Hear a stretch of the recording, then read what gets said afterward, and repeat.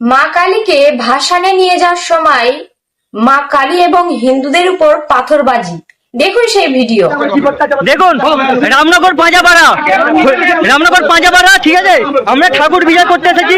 লালপোল বাসুদেবপুর লালপোল, ঠিক আছে, বাসুদেবপুর লালপোলে মুসলিমরা ডাইরেক্ট ঠাকুরে অ্যাটাক করেছে এবং আমাদের 5 জনের মাথা ফাটিয়ে দিয়েছে, ঠিক আছে। এখনো পুলিশ এসে কোনো অ্যাকশন নিচ্ছে না। দেখুন কোনো অ্যাকশন নিচ্ছে না পুলিশ। দেখুন অবস্থা, দেখুন এই হিন্দুদের এই অবস্থা, বুঝতে পারছেন? হিন্দুরা হাওড়া জেলা, দেখুন হাওড়া জেলায় হিন্দুরা কোনো জায়গায় সেফ নেই। শুধু এরা নয়, প্রত্যেকটা জায়গার হিন্দুরা কোনো সেফ নেই। দেখেছেন এখান দিয়ে ঢিলিটা এসেছে। আমরা শান্তিপূর্ণভাবে বিজয় করতে যাচ্ছিলাম,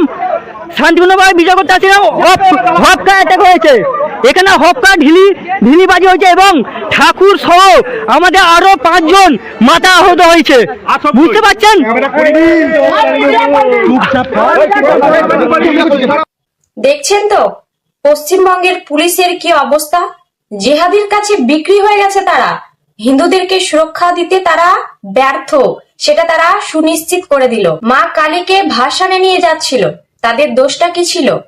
মা কালীকে তো তারা ভাসানে নিয়ে যাচ্ছিল, তার মধ্যেই মা কালী সহ হিন্দুদের উপর আক্রমণ, পাথরবাজি। যে মা কালী আমাদের অসুর নিধন করে মুন্ডমালা গলে ধারণ করেছিলেন, সেই মার উপর বারবার আঘাত হচ্ছে, তারপরেও বাঙালি হিন্দুরা চুপ রয়েছে। এটাই কি আমাদের সম্প্রীতির পশ্চিম বাংলা, যেখানে হিন্দু এবং হিন্দু ধর্মের দেব দেবীরা প্রতিনিয়ত আক্রমণ হবে?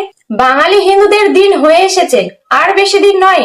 তারা যদি এখনো এই ছোট ছোট বিষয় থেকে জেগে না উঠে, প্রতিবাদ না করে, আগামী দিনে এর থেকেও ভয়ঙ্কর আসতে চলেছে বাঙালি হিন্দুদের। আর হিন্দুদের মূল পতনের কারণ হয়ে দাঁড়াবেন হিন্দুরা নিজেরাই।